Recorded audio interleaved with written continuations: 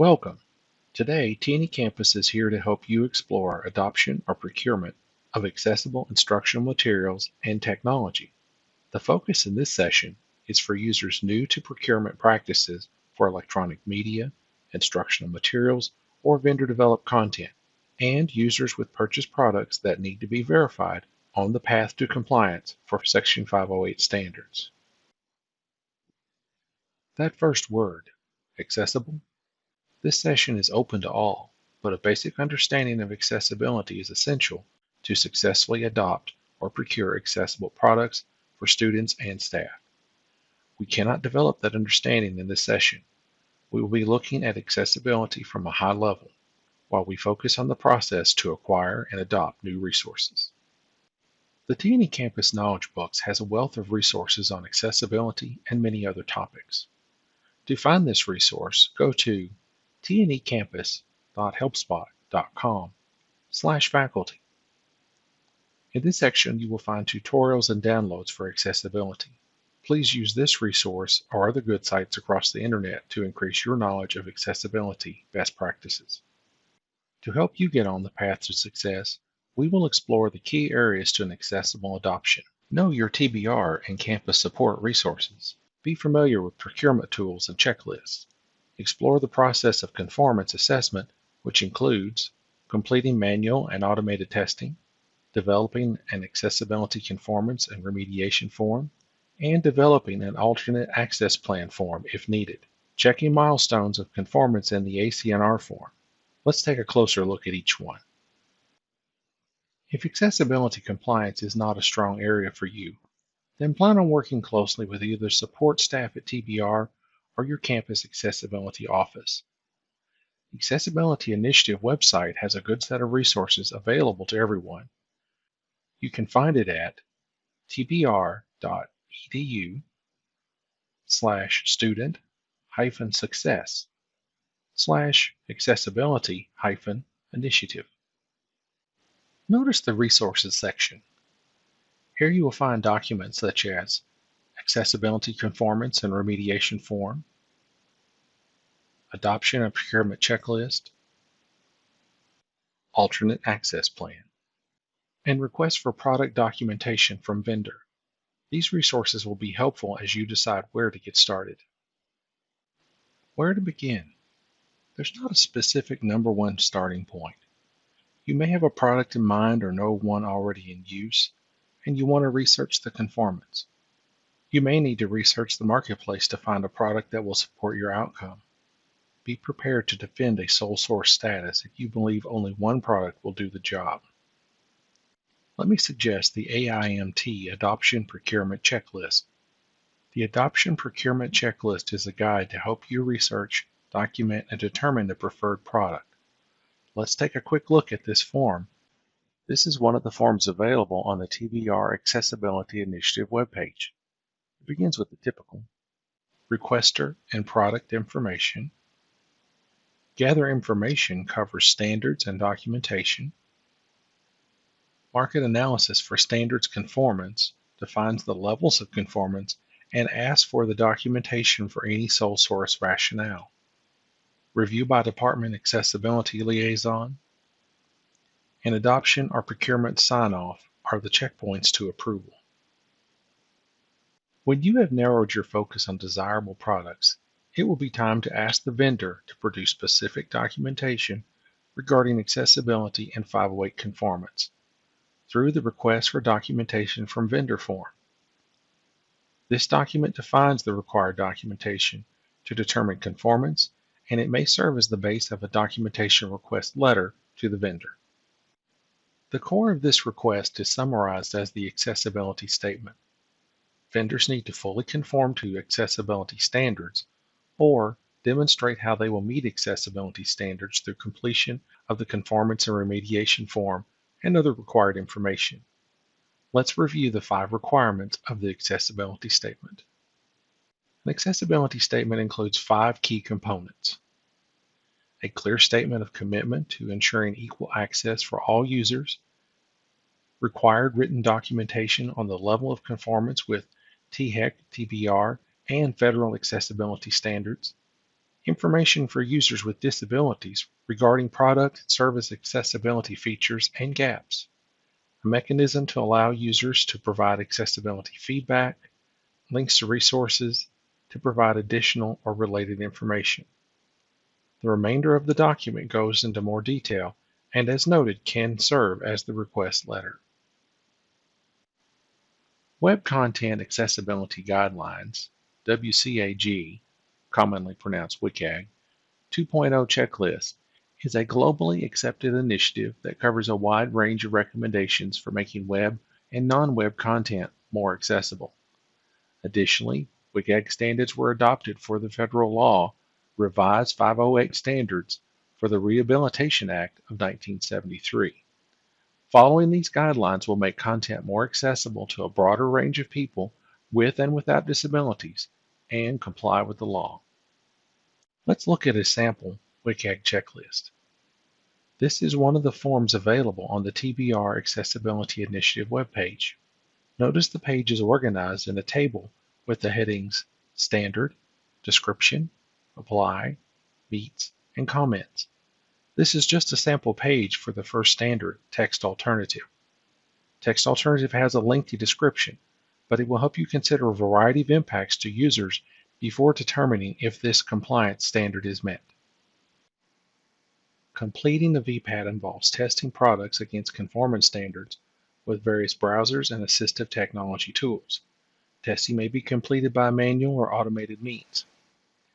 VPATs are voluntarily made available by vendors, which boils down to a self-report. In some cases, vendors will pay a third party to complete the VPAT. While this is a good place to start, it should be noted that providing a VPAT does not guarantee it is accurate, complete, or up to date. Sometimes vendors will post a VPAT on their website. Remember, this is only a portion of the required information you will need. VPAT as a topic can be extensive. amecast.org is a good resource for VPATs. It offers deeper information in an easy-to-digest format. You can locate this resource by going to aem.cast.org/navigating/understanding-the-VPAT.html. The full document template contains extensive instructions for completing the VPAT, including essential requirements, best practices, and frequently asked questions. This form is a VPAT template found on the aem.cast website. This is a partial list of the success criteria on the form. The next columns have space to add conformance level and remarks and explanations. At a minimum, a VPAT should include success criteria for A and AA. If you're thinking something sounds familiar, you're right. VPATs use the WCAG standards. You may use the WCAG checklist as a separate document, but you will see the same standards presented in a VPAT. The checklist is often used to confirm conformance, then the information is added to the VPAT for customers to review. Conformance to a standard means that you meet or satisfy the requirements of the standard. In WCAG 2.0, the requirements are the success criteria. Each criterion evaluated in the VPAT is reported by the level of conformance and any remarks that provide additional explanation. The first level of conformance is supports. The functionality of the product has at least one method that meets the criterion without known defects. This is the ideal level. Partially supports, or supports with exceptions or facilitation. Some functionality of the product does not meet the criterion, but there may be options recommended. Does not support. The majority of product functionality does not meet the criterion. This is a large concern, but you may consider how the vendor is working to mitigate these issues. We will look at this deeper with the ACNR form. Not applicable. The criterion is not relevant to the product. Not evaluated. The product has not been evaluated against the criterion. This can only be used in WCAG 2.0 level AAA. Remarks and explanations. Detailed remarks should be provided in the Remarks and Explanations column to justify your answer in the Conformance Level column. When the conformance level is partially supports or does not support, the remark should identify the function or feature with issues, how they do not fully support. If the criterion does not apply, please explain why. To learn more, the World Wide Web Consortium, or W3C, is a strong resource you can find at w3.org/tr/understanding WCAG20. Determining conformance requires testing. Sometimes it feels overwhelming to start this process. A perfectionist attitude can be overwhelming and freeze you in your tracks. Remember, accessibility is not all or nothing, and it's simply impossible to make your digital content 100% accessible for all users. Just get started. There are 7 core skills to get started now. Anyone can make a difference by applying 7 skills to test for compliance: headings and document structure, image alt text, hyperlinks, video captions, color and contrast, lists, and tables. Consider these as your short list of minimum compliance to get started. If a product falls short here, there are likely larger issues. To learn more, visit the University of Minnesota at accessibility.umn.edu. If you were comfortable with the content of the last slide, then you may be ready for a deeper testing. Penn State has developed a synopsis of testing protocol to walk users through triage, testing, and reasonable confirmation of standards. This protocol takes a deeper dive beyond the basics that includes testing tools, disable style sheets, keyboard navigation, screen reader testing. If your skill level starts with the content in the previous slide, then work from there and get help from a support system on some of the topics presented here.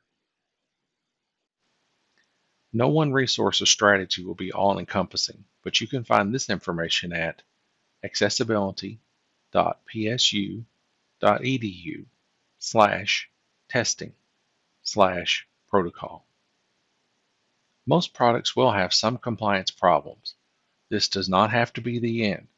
Typically, there are remediation solutions available or in process. Work closely with your accessibility office and the vendor to weigh out the viability. On the other hand, some products should not be purchased until major improvements are made. Even with a plan to improve, there may not be acceptable mitigation options. Consider other products that are more readily accessible. If you can move forward on a product, the Accessibility Conformance and Remediation Form serves as a means for auditors to document accessibility gaps associated with products and the plan for addressing these gaps in the future. This document and its proper development is critical to your success. Let's review this document. Here you will find the instructions and needed information. On the next page, each conformance issue is logged with a description, timeline, workarounds, and comments.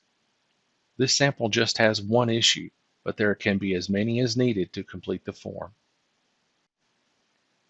After an ACNR is developed, it may take many months to become fully conformant. Reviewing this documentation is important. The plan in this example is to remediate by fourth quarter of 2017 through an accessibility review of the entire product. This effort appears thorough, but was it done? What is the evidence of this remediation? If there are no updates to the documentation, then it will be necessary to contact the vendor for updates. You also need to verify the updates if presented. Asking good questions and careful investigation are key to compliance. Just like the VPAT, having an ACNR form does not guarantee your product is accessible, but you can follow up the milestones agreed upon. To this point, we've discussed the path to finding the most accessible products. Often we find the best product is not fully accessible, but the vendor can provide a reasonable timeline to ensure compliance is achieved after procurement through the previously mentioned ACNR form. In the interim, deployed products with a serious compliance gap with an immediate impact on users will require an alternate access plan to mitigate those compliance issues during the development period.